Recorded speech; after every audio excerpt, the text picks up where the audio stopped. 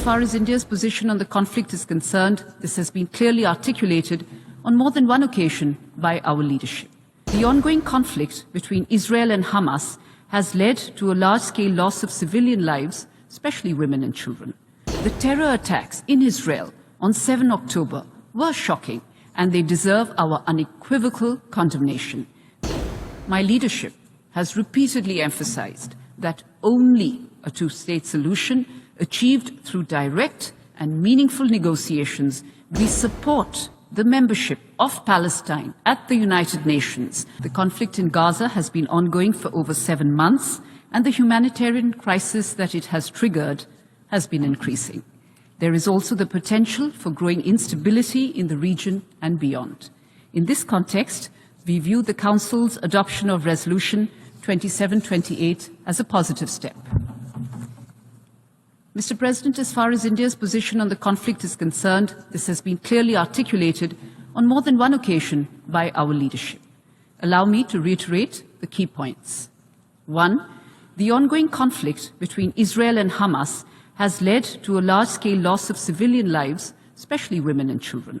The resulting humanitarian crisis is simply unacceptable. We have, as such, strongly condemned the deaths of civilians in the conflict.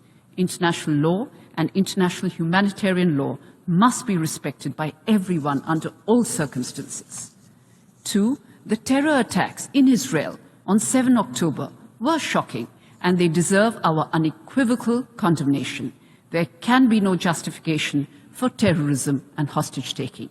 India has a long-standing and uncompromising position against terrorism in all its forms and manifestations, and we demand the immediate and unconditional release of all hostages.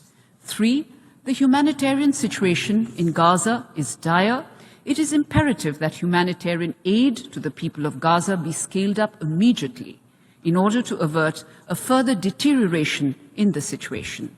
We urge all parties to come together in this endeavor. We also welcome the efforts of the United Nations and the international community in this regard. India has provided humanitarian aid to the people of Palestine and will continue to do so. We note the recent facilitation of a greater flow of humanitarian aid into Gaza by the Israeli authorities. 4. My leadership has repeatedly emphasized that only a two-state solution achieved through direct and meaningful negotiations between both sides on final status issues will deliver an enduring peace.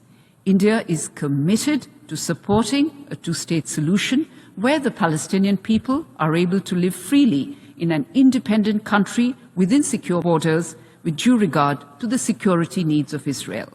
To arrive at a lasting solution, we urge all parties to foster conditions conducive to resuming direct peace negotiations at an early date. As I close, Mr. President, I will state that in keeping with our long-standing position, we support the membership of Palestine at the United Nations, and therefore we have voted in favor of the resolution adopted last Friday.